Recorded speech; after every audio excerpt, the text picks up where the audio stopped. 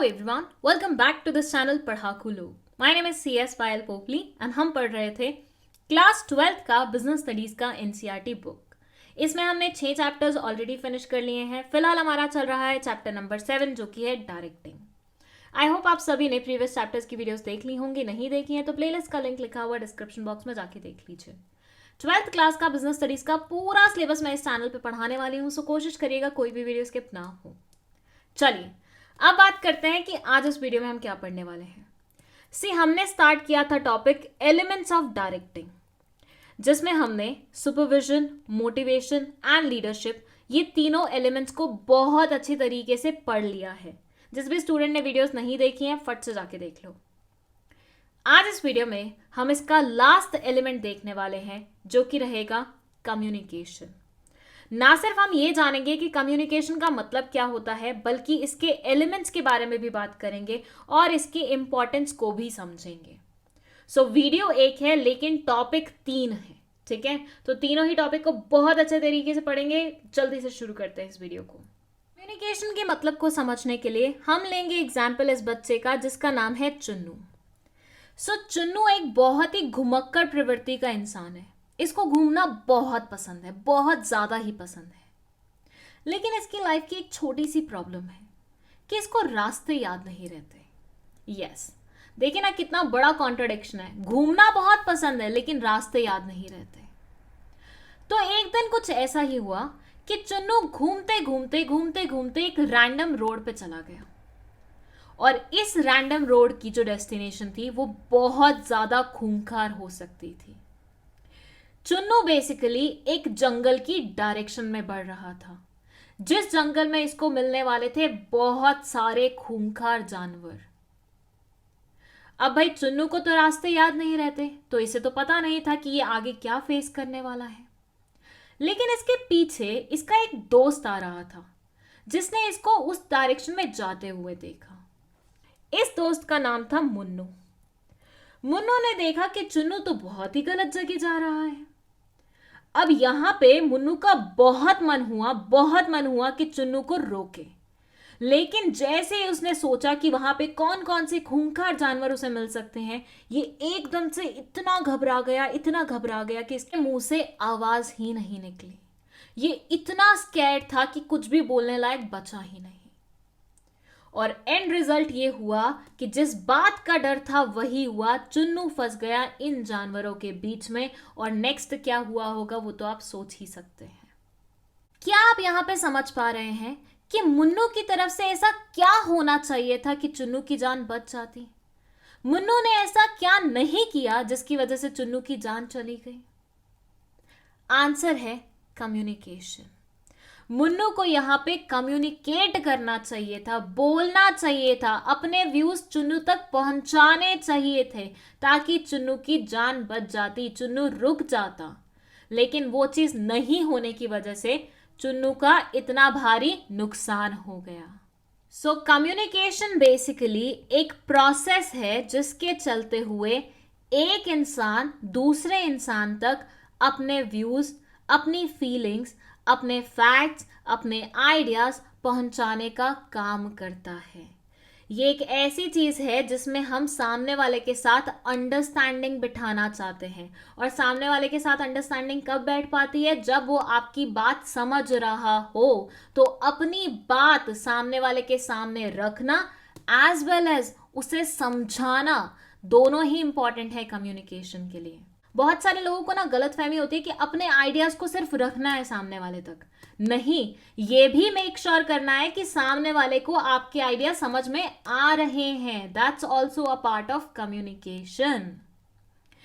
It says communication is defined in different ways. Generally, it is understood as a process of exchange of ideas, views, facts, feelings etc. between or among people to create common understanding. इसके through लोग basically अपने ideas को, अपने views को, facts को, feelings को exchange करते हैं और एक अंडरस्टैंडिंग क्रिएट करते हैं. ये बोलते हैं कि डायरेक्टिंग में और कोई स्किल उतनी ज्यादा मैटर करती है कि नहीं करती, लेकिन कम्युनिकेशन स्किल बहुत ज्यादा मैटर करती है. क्योंकि देखो डायरेक्टिंग में हमने क्या पढ़ा है कि लोगों को मोटिवेट करते हैं. सुपरवाइज करते हैं, लीड करते हैं। तो ये मोटिवेट करने के लिए, सुपरवाइज करने के लिए, लीड करने के लिए आपको बोलना तो जरूरी है ना, आपको सामने वाले तक अपनी बात पहुंचाना तो जरूरी है ना। तुम क्या सोच रहे हो, तुम चुपचाप बैठे हो, सामने वाला तुम्हें देखते ही मोटिवेट हो जाएगा? भैया तुम्हारा शक्ल ही ऐसा है कि मैं देख के इतना मोटिवेट हो गया, या सामने वाले को सपना आ जाएगा कि तुम उसे लीड करने वाले हो? नहीं ना। उसके लिए तुम्हें अपनी मुंह को खोलना पड़ेगा, जुबान से आवाज निकालनी पड़ेगी, बोलना पड़ेगा। और वही बोलना और सामने वाले को बात समझाना कम्युनिकेशन कहलाया जाता है। The word communication has been derived from Latin word communis, which means common, which consequently implies common understanding. ये एक लैटिन वर्ड से आया है जिसका वर्ड है communis और इसका मतलब होता है कॉमन। कॉमन से मतलब क्या है कि कॉमन अंडरस्टैंडिंग क्रिएट कर रहे हैं। कॉमन अंडरस्टैंडिंग कब क्रिएट होगी? जब आप दोनों एक ही लेवल पे सोच रहे होंगे, आप लोग एक दूसरे की बात को समझ रहे होंगे। कभी कभी होता है ना कि टीचर कोई बात बोलती है, आप अपने दोस्त को ऐसा एक लुक देते हो और वो आपको एक ऐसा लुक देता है। वो क्या होता है? वो कॉमन अंडरस्टैंडिंग होती है। आप दोनों ने सेम चीज सोची है उस टाइम पे टीचर के बोलने पे। वो कैसे पॉसिबल हो पाया कि आपके और आपके दोस्त की कम्युनिकेशन स्किल्स इतनी बढ़िया है कि अब आपको अपनी जुबान खोलने की भी जरूरत नहीं होती, वो आपकी फीलिंग्स को समझ जाता है। लेकिन उसके लिए बहुत ज्यादा कम्युनिकेट करना पड़ता है पहले। सो आई होप कम्युनिकेशन का मतलब आपको समझ में आ गया होगा। Now let's move to its elements. Elements of communication process में आता है sender, message, encoding, noise, media, decoding, receiver and feedback. इन सब का क्या मतलब है, आइए समझते हैं। इमेजिन करिए इस लड़की का नाम है मुक्ता और इस लड़के का नाम है भोक्ता। अब मुक्ता बेसिकली भोक्ता से प्यार करती है और इस प्यार का इजहार उसे भोक्ता के सामने करना है। अब बोलने की हिम्मत नहीं थी तो उसने सोचा क्यों ना मैं इसे एक मैसेज करके, मतलब एक मैसेज टाइप करके भेज दूं। तो उसके लिए क्या क्या लगेगा, कैसे कैसे होगी चीज, उसके बारे में हम बात करेंगे। देखिए, सबसे पहले तो मुक्ता क्या भेजने वाली है? अपनी फीलिंग्स एक्सप्रेस करने वाली है भोक्ता के सामने। कौन भेजने वाला है? मुक्ता भेजने वाली है, क्योंकि मुक्ता की फीलिंग्स है। तो जो इंसान मैसेज भेज रहा होता है उसे हम क्या बोलते हैं? सेंडर, क्योंकि उसने क्या करना है? मैसेज को सेंड करना है।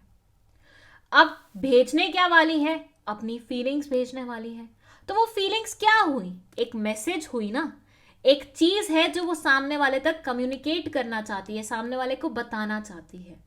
तो वो फीलिंग्स भी हो सकती हैं, व्यूज भी हो सकते हैं, आइडियाज भी हो सकते हैं, फैक्ट्स भी हो सकते हैं, कुछ भी हो सकता है। कुछ भी ऐसा होगा वो मैसेज कहलाया जाएगा। अब भाई देखो, मुक्ता बहुत कुछ फील करती है भोक्ता के बारे में, लेकिन भोक्ता को समझ कैसे आएगा? ऐसे ही मुक्ता को देखते ही उसको समझ में आ जाएगा कि हाँ भैया ये लड़की मुझसे बहुत सारा प्यार करती है? ऑब्वियसली नहीं ना। मुक्ता को अपनी तरफ से कुछ बोलना पड़ेगा ना भोक्ता को समझाने के लिए कि भैया हाँ मैं तुमसे बहुत ज्यादा प्यार करती हूँ। अपनी फीलिंग्स का एहसास कैसे दिलवाएगी? बोल के दिलवाएगी ना। तो क्या बोलेगी वो मैसेज में? आई लव यू। ठीक है। अब ये आई लव यू क्या था? इसकी फीलिंग्स थी। इसकी फीलिंग्स को इसने वर्ड्स में क्या किया? कन्वर्ट किया। अब फीलिंग्स को क्या आप डायरेक्टली भेज सकते हो क्या आगे? कभी ट्राई किया है किसी इंसान को अपनी फीलिंग्स भेजने का कि भैया मैं तुम्हारे लिए गुस्सा फील कर रही हूं तो मैं तुम्हारी तरफ गुस्सा भेज रही हूं? नहीं ना। आप उस गुस्से को वर्ड्स में कन्वर्ट करते हो, like I hate you, I don't like you. या आप अपने प्यार को उन वर्ड्स में कन्वर्ट करते हो, लाइक आई लव यू। तो बेसिकली इसने क्या किया? फीलिंग्स को वर्ड्स में कन्वर्ट किया ताकि भोक्ता इसकी बात को समझ सके।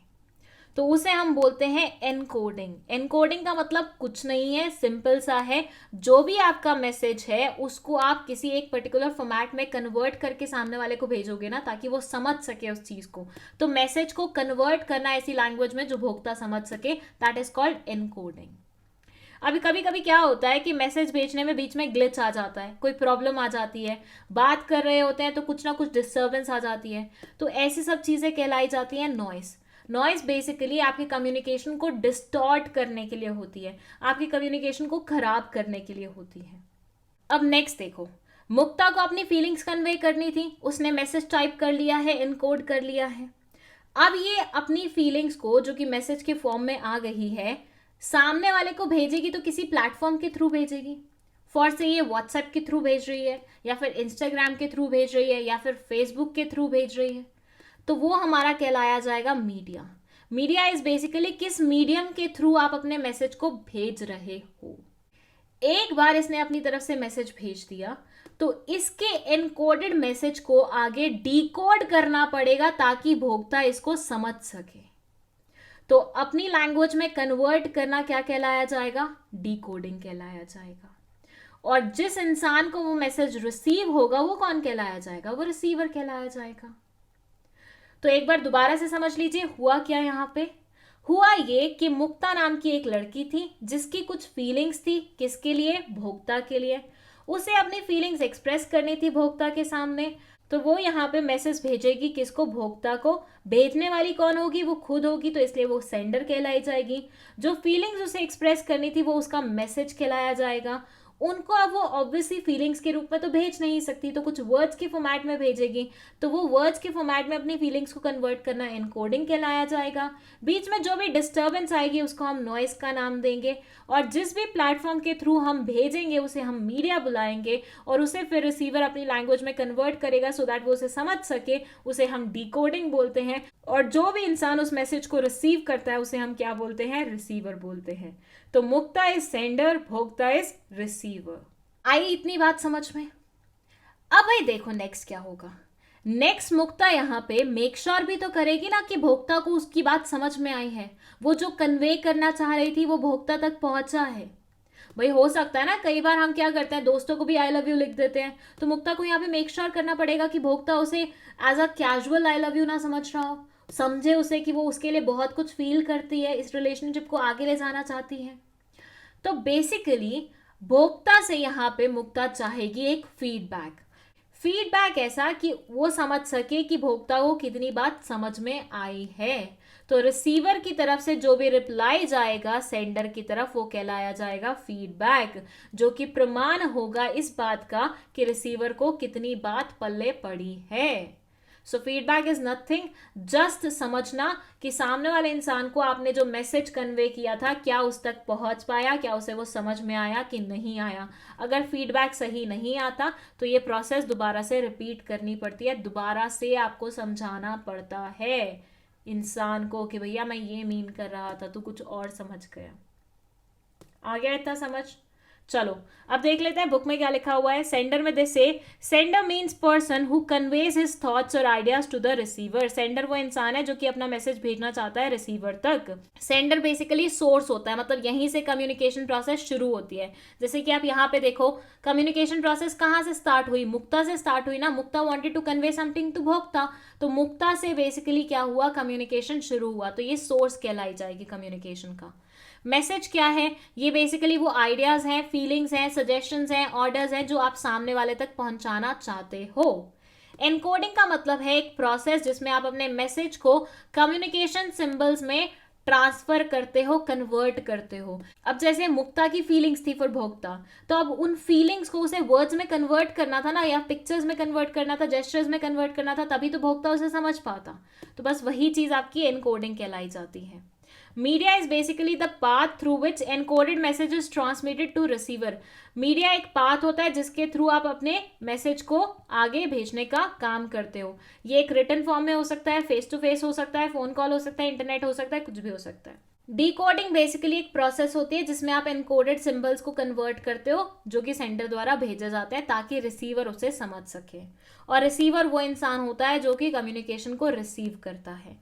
Feedback is basically it includes all those actions of receiver indicating that he has received or understood message of sender। जैसे कभी टीचर तुम्हें पढ़ा रही होती है और तुम सामने से मुंडी हिला रहे हो तो ऐसे ऊपर नीचे ऊपर नीचे ऊपर नीचे करके, ये भी एक तरह का फीडबैक होता है जो कि प्रूव करता है टीचर को कि भैया बच्चे को बात समझ में आ रही है। चाहे वो वाकई में तुम्हें समझ में आई है कि नहीं आई है, बट तुम्हारी तरफ से एक ऐसा एक्शन जो कि सामने वाले को ये दिखा दे कि हाँ ये तुम्हें उसकी बात समझ में आ रही है, उसकी बात तुम तक पहुंच चुकी है। देन है नॉइस।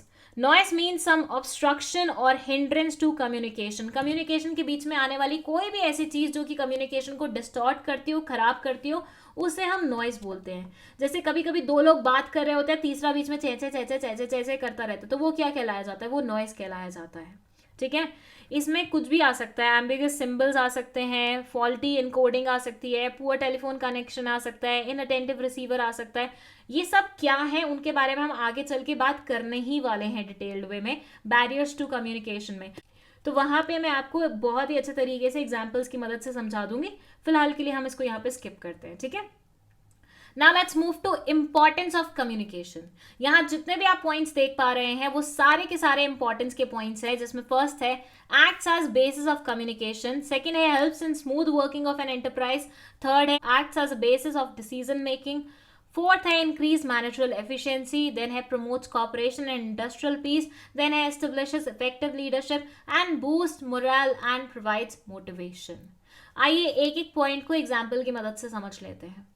इमेजिन करो एक घर है, ठीक है, और इस घर में 4 लोग हैं, फर्स्ट से ए, बी, सी एंड डी। लेकिन ये चारों लोग आपस में एक दूसरे से बात नहीं करते। एक ही घर में रहते हैं लेकिन एक दूसरे से बात नहीं करते। किसकी लाइफ में क्या चल रहा है, किसकी लाइफ में कौन सी प्रॉब्लम्स हैं, किसकी लाइफ में कौन सी खुशी है, किसी को कुछ नहीं पता है।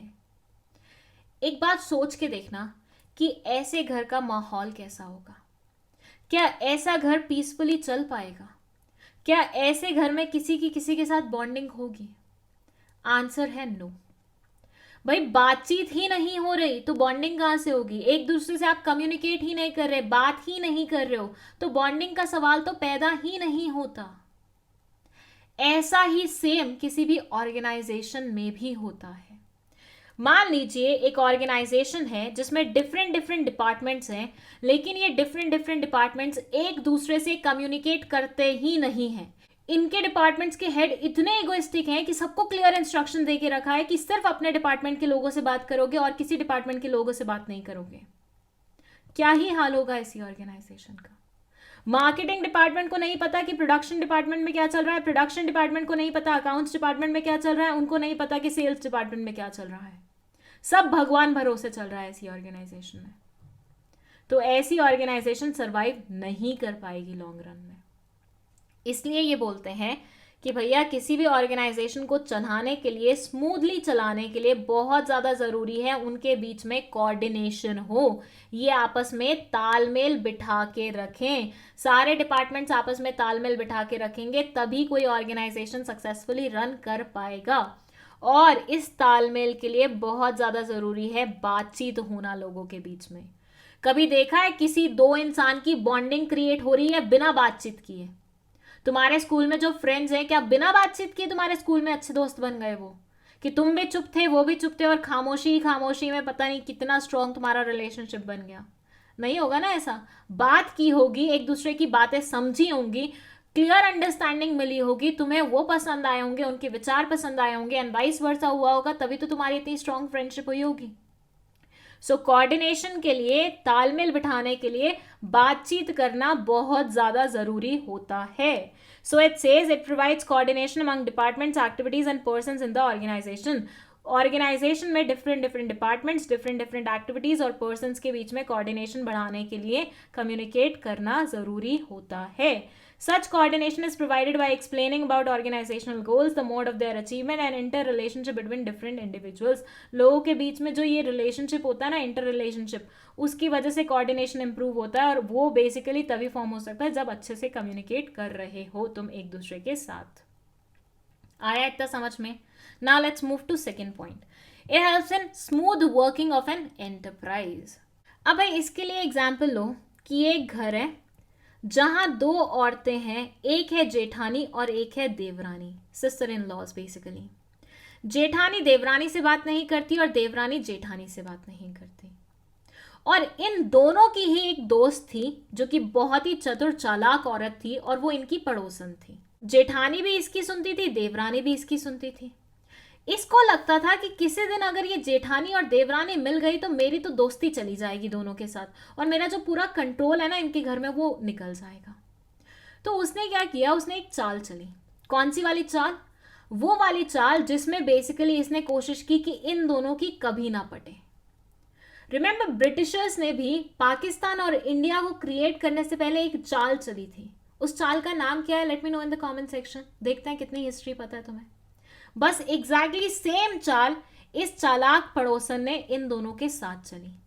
जेठानी को देवरानी के खिलाफ भड़का दिया, देवरानी को जेठानी के खिलाफ भड़का दिया। मतलब ऐसी ऐसी बातें बोली जो कि बेचारी इन दोनों ने बोली नहीं थी एक दूसरे के बारे में, बट इनके कान भरती रही भरती रही भरती रही, और उसका असर ये पड़ा कि एक दिन इन लोगों के बीच में हो गई इतनी भयानक वाली लड़ाई। वो चतुर चालाक पड़ोसन जो है ना, वो ये खड़ी हुई है, दूर से खड़ी होकर देख रही है क्या हो रहा है सीन। अब देख रहे हो क्या हो रहा है, मतलब दोनों इतनी बुरी तरीके से लड़ रही हैं कि पूरे घर का सत्यानाश कर दिया है। बेचारी सासू माँ अलग परेशान है, सामान अलग खिलरा पड़ा है, चीजें अलग जल रही हैं, कुछ भी कुछ हो रहा है, खुद भी लड़ाई कर रही हैं, एक दूसरे को चोट लगाएंगी। अब यहां हुआ क्या बेसिकली, यहां दो लोग आपस में अच्छे से बात नहीं कर पा रहे थे, तो उसकी वजह से एक तो तीसरे इंसान ने आग लगा दी। दूसरा, उस आग लगाने का यह असर पड़ा कि पूरा घर ही क्या हो गया, तबाह हो गया। ऑर्गेनाइजेशन में भी कुछ ऐसा ही होता है। अगर डिफरेंट डिफरेंट डिपार्टमेंट्स एक दूसरे से बात नहीं करते या डिफरेंट डिफरेंट लोग एक दूसरे से बात नहीं करते, तो पहले तो मिसअंडरस्टैंडिंग क्रिएट होना दोनों के बीच में बहुत ही आसान हो जाता है, और उसकी वजह से अल्टीमेटली ऑर्गेनाइजेशन को बेयर करना पड़ता है कि ऑर्गेनाइजेशन स्मूथली नहीं चल पाता। एक डिपार्टमेंट को लगता है ये दूसरा डिपार्टमेंट तो मेरा अगेंस्ट ही सोचता है, तो इसके लिए तो मैं कुछ नहीं करूंगा, इसके साथ तो मैं कभी कदम से कदम मिला के नहीं चलूंगा। अल्टीमेटली ऐसे सारे सिनेरियोज में किसको बेयर करना पड़ेगा, ऑर्गेनाइजेशन को एज अ होल बेयर करना पड़ेगा ना। अगर वहीं पे ये जेठानी देवरानी एक दूसरे के साथ बहुत अच्छे तरीके से रहती, प्यार से रहती, बातचीत करते हुए रहती, तो ऐसी सिचुएशन नहीं आती इनके घर पे। तभी बोला जाता है कि ऑर्गेनाइजेशन में अगर कम्युनिकेशन प्रोसेस अच्छा हो तो वो बहुत ही स्मूथली चलती है ऑर्गेनाइजेशन, और ऑर्गेनाइजेशन में अगर कम्युनिकेशन प्रोसेस अच्छा नहीं हो तो वो स्मूथली नहीं चल पाती है। तो किसी भी ऑर्गेनाइजेशन को अगर मक्खन की तरह चलाना है तो उसके लिए बहुत ज्यादा जरूरी है कि बातचीत भी हो मक्खन की तरह। नेक्स्ट है, it acts as a basis of decision making. अब इसके लिए एग्जाम्पल ले लीजिए मेरा। मानिए लाइफ में मुझे एक पर्टिकुलर चीज में 5 ऑप्शंस मिले हैं, और मुझे इन 5 ऑप्शन में से एक ऑप्शन चूज करना है। ये मेरी लाइफ की बहुत इंपॉर्टेंट चीज है, मतलब कोई ऐसी छोटी मोटी चीज नहीं है जिसमें मैं इंकी पिंकी पोंकी करके जिसमें मेरा फिंगर रुके उसको चूज कर लूं। कुछ बहुत बड़ा है मेरी लाइफ का, तो मुझे बहुत अच्छे से डिसीजन मेकिंग करनी है, कैलकुलेटेड वे में डिसीजन मेकिंग करनी है। तो सोचिए मैं कैसे करूंगी। भाई सिंपल सी बात है, मैं सारे ऑप्शंस के बारे में जितनी इंफॉर्मेशन हो पाएगी उतनी इंफॉर्मेशन कलेक्ट करूंगी, उस सारी इंफॉर्मेशन को एनालाइज करूंगी, फिर मुझे जो ऑप्शन बेस्ट लगेगा मैं उसे चुनूंगी। राइट? कोई भी इंसान लाइफ में ऐसा ही करेगा ना। तुम लोग भी जब 10th से 11th में आने वाले थे, तुमने सारे ऑप्शन रखे थे ना अपने सामने, पीसीबी, पीसीएम, आर्ट्स या फिर जो भी ऑप्शन तुमने और सोचे होंगे, और उसके बाद प्रॉपर एनालिसिस करने के बाद, प्रॉपर इंफॉर्मेशन कलेक्ट करने के बाद चूज किया होगा कि हाँ हमें कॉमर्स साइड में जाना है। राइट? तो ऐसा कैलकुलेटेड डिसीजन मेकिंग क्या रिक्वायर करता है? बहुत सारी इंफॉर्मेशन जिसके बेसिस पे हम डिसाइड कर पाए कि कौन से वाले ऑप्शन के साथ जाना है। अब ये बहुत सारी इंफॉर्मेशन हमें कैसे मिलेगी? ऐसे ही मिल जाएगी कि हमने आंखें बंद की, हमने बोला परमात्मा हमें पूरी इंफॉर्मेशन दीजिए, हमें सब बताइए, और हमारे अंदर पूरा ज्ञान आ गया? नहीं। इंफॉर्मेशन लेने के लिए भी हमें कम्युनिकेट करना पड़ेगा, हमें बातचीत करनी पड़ेगी। तुमने भी बहुत सारे अपने सीनियर से पूछा होगा कि पीसीबी लूं, पीसीएम लूं, अकाउंट्स लूं या ये लूं, क्या करूं लाइफ में। जब तुमने बातचीत करी होगी, बहुत सारी इंफॉर्मेशन तुम्हें अलग अलग चीजों के बारे में मिली होगी, उसके बाद जाके तुमने डिसाइड किया होगा कि finally I want to go with commerce. So basically they say कि डिसीजन मेकिंग के लिए, अच्छी डिसीजन मेकिंग के लिए एक्चुअली बहुत सारी इंफॉर्मेशन चाहिए होती है, और बहुत सारी इंफॉर्मेशन कम्युनिकेशन के थ्रू ही आपको मिल पाती है, वैसे नहीं मिल पाएगी। नेक्स्ट है इंक्रीजेस मैनेजरल एफिशिएंसी। अब इमेजिन करो ये इंसान है जो कि मैनेजर है, ये किसी बड़ी सी कंपनी में मैनेजर है। ये एफिशिएंट कब कहलाया जाएगा? इस इंसान को आप एफिशिएंट कब बुलाओगे? जब ये अपने सबऑर्डिनेट से पीसफुली, अच्छे से मैक्सिमम प्रोडक्शन ले पाएगा। राइट? जब ये अपने लोगों से बिना वेस्टेज के काम करवा पाएगा, तभी आप इस इंसान को एफिशिएंट बोलोगे। एफिशिएंसी का मतलब क्या होता है? कम वेस्टेज में मैक्सिमम प्रोडक्टिविटी डिलीवर करवाना। सो ये मैनेजर एफिशिएंट तभी कहला पाएगा जब इसके अंडर काम करने वाले लोग एफिशिएंटली काम करेंगे। अब ये लोग एफिशिएंटली काम कैसे करेंगे? जब मैनेजर इन्हें मोटिवेट करेगा अच्छे से, जब मैनेजर इन्हें अच्छे से लीड करेगा, जब मैनेजर अच्छे से इनका मोरल बूस्ट करेगा, इन्हें सुपरवाइज करेगा, इन्हें बताएगा क्या करना चाहिए, क्लियरली एक्सप्लेन करेगा टारगेट्स क्या हैं तुम्हारे, तभी तो ये सारे लोग अच्छे से काम कर पाएंगे। अब ये सब बताने के लिए मैनेजर को मुंह तो खोलना पड़ेगा ना, बोलना तो पड़ेगा ना। सबऑर्डिनेट्स ऐसे थोड़ी ना समझ जाएंगे कि हमारा मैनेजर क्या सोच रहा है। तो ये मुंह खोलना, बोलना क्या है? अगेन कम्युनिकेशन है। तुम्हें किसी भी इंसान से ढंग से काम करवाना है, बिना वेस्टेज के काम करवाना है, एफिशिएंटली काम करवाना है, उसके लिए तुम्हें पहले उसे बूस्ट करना पड़ेगा। और बूस्ट करने के लिए तुम्हें अपनी जुबान खोलनी पड़ेगी, कम्युनिकेट करना पड़ेगा सामने वाले इंसान को। So it says the management conveys the goals and targets, issues instructions, allocates jobs and responsibilities and looks after the performance of subordinates. Management convey करता है goals और target, instructions देता है clearly, job बताता है सबको, सबकी उनकी responsibilities क्या है वो बताता है, और ये सारा बताना ही communication का part है। मुंह से बोलना ही communication का part है। अच्छा, मैंने ना बहुत बार ये सेंटेंस रिपीट किया है कि मुंह से बोलना, मुंह से बोलना, मुंह से बोलना। तो क्या कम्युनिकेशन में सिर्फ मुंह से बोली हुई चीजें ही काम आती हैं? तो उसका आंसर है नहीं। कम्युनिकेशन में बेसिकली कुछ भी तरीका अपनाया जा सकता है। आप अपने जेस्चर्स से सामने वाले इंसान को समझा सकते हो, कुछ मतलब इशारा करके, आप अपने एक्सप्रेशन से, फेशियल एक्सप्रेशन से, बॉडी लैंग्वेज से, किसी भी वे से कम्युनिकेट कर सकते हो। ज़रूरी नहीं है कम्युनिकेशन सिर्फ जुबान से आए। मैं बस आपको समझाने के लिए एग्जाम्पल्स में वो चीज़ बोल रही हूँ, बट कम्युनिकेशन का मतलब होता है किसी भी तरीके से अपनी फीलिंग्स को सामने वाले इंसान तक पहुँचाना। ठीक है, वो कोई भी तरीका हो सकता है, बोल के, बिना बोले, इशारों में, बॉडी लैंग्वेज से, कैसे भी। नेक्स्ट है it promotes cooperation and industrial peace. मैंने आपको पहले भी बताया है कोऑर्डिनेशन के बारे में कि ऑर्गेनाइजेशन में कोऑर्डिनेशन कब आता है? जब लोग आपस में कम्युनिकेट करते हैं। मैंने आपको बताया कि ऑर्गेनाइजेशन स्मूथली तभी चल पाता है जब लोग आपस में बातचीत करते हैं, कम्युनिकेट करते हैं। तो लोगों में कोऑपरेशन भी तभी आ पाएगा और लोग पीसफुली तभी काम कर पाएंगे जब वो अच्छे से कम्युनिकेट कर रहे होंगे। जो जेठानी देवरानी वाला मैंने आपको एग्जाम्पल दिया था ना, वहां पे टू एन एक्सटेंट मैंने ये वाला पॉइंट आपको समझा दिया था। जेठानी देवरानी अगर आपस में एक दूसरे से अच्छे से बात कर रही होती तो उनका घर पीसफुली चल रहा होता। तो उन दोनों के बीच में अगर अच्छी कम्युनिकेशन होती तो पूरा घर पीसफुली चलता। तो उसके लिए अगेन कम्युनिकेशन बहुत ज़्यादा ज़रूरी है। नेक्स्ट है इट एस्टेब्लिशेस इफेक्टिव लीडरशिप। अब भाई देखो, अगेन आपको एक ग्रुप को लीड करना है। लीड करने के लिए आपको अपनी जुबान खोलनी पड़ेगी, बोलना पड़ेगा उन्हें कि भैया मैं तुम्हें लीड कर रहा हूं, मैं तुम्हारे आगे हूं, तुम मेरे पीछे चलो, मैं तुम्हें दिखाऊंगा, मैं तुम्हारा पथ का प्रदर्शन करूंगा। अगेन ये सारा बोलना भी क्या होगा? कम्युनिकेशन होगा ना। आप लोगों को यहाँ पे इन्फ्लुएंस करोगे काम करने के लिए ताकि वो अच्छे से काम कर सके। इन्फ्लुएंस करने के लिए भी तो आपको उनसे बातचीत करनी होगी ना।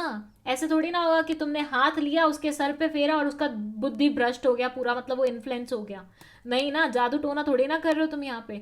तुम किसी को अपनी स्किल्स से इन्फ्लुएंस करने की कोशिश कर रहे हो, कन्विंस करने की कोशिश कर रहे हो। तो स्किल्स से मतलब कम्युनिकेशन स्किल से, बोल के। ठीक है, नेक्स्ट है it boost morale and provides motivation. अब यहाँ एग्जाम्पल लीजिए दो दोस्तों का। ये मान लीजिए एक्स है, ये मान लीजिए वाई है। एक्स बहुत ज़्यादा परेशान है, बहुत ज़्यादा डीमोटिवेटेड है, डिस्करेज है। इसको लग रहा है कि मैं लाइफ में कुछ नहीं कर पाऊंगा, मुझसे लाइफ में कभी कोई चीज़ अच्छे से हो ही नहीं पाती है, मैं तो बिल्कुल किसी काम का ही नहीं हूँ, I am a complete failure. Why इसका बहुत अच्छा दोस्त है और समझता है कि एक्स एक ऐसे फेज से जा रहा है जहां उसको फेलियर ज़्यादा चुभ रहा है, बट ऐसा है नहीं। मतलब he is a nice guy, वो लाइफ में कुछ भी करना चाहे तो कर सकता है। वाई चाहता है कि एक्स की जो सोच है वो उसे बदल सके। वाई चाहता है कि वो उसे थोड़ा सा बूस्ट कर सके, कि उसे थोड़ा सा मोटिवेशन प्रोवाइड कर सके। लेकिन अगेन इसके लिए भी वाई को क्या करना पड़ेगा? कम्युनिकेट करना पड़ेगा। एक्स को बोलना पड़ेगा कि नहीं भाई, तू गलत सोच रहा है, ऐसा नहीं है, तू बहुत कुछ कर सकता है, तू लाइफ में बहुत चीज़ें अचीव कर सकता है, तू आगे बढ़ सकता है। बस तुझे थोड़ा सा धीरज रखने की ज़रूरत है, तुझे थोड़ा सा पॉजिटिव सोचने की ज़रूरत है। तो ये सारे डायलॉग्स वाई को बोलने पड़ेंगे एक्स को, तभी तो एक्स मोटिवेट हो पाएगा। तो किसी भी इंसान को मोटिवेट करने के लिए बहुत ज़्यादा ज़रूरी है कि आप उसके सामने ज़ुबान खोलें, उसको कम्युनिकेट करें, जो भी आप बोलना चाहते हैं उसी से वो सामने वाला इंसान मोटिवेट हो पाएगा। मोर और लेस डायरेक्टिंग में जितनी भी चीज़ें आती हैं, लीडरशिप, सुपरविजन, मोटिवेशन, ये सारा का सारा कम्युनिकेशन के बिना अधूरा है। कम्युनिकेशन होगा तो ये सारी चीज़ें पॉसिबल हो पाएंगी, कम्युनिकेशन नहीं होगा तो ये सारी चीज़ें पॉसिबल नहीं हो पाएंगी, तो अल्टीमेटली डायरेक्टिंग पॉसिबल नहीं हो पाएगा।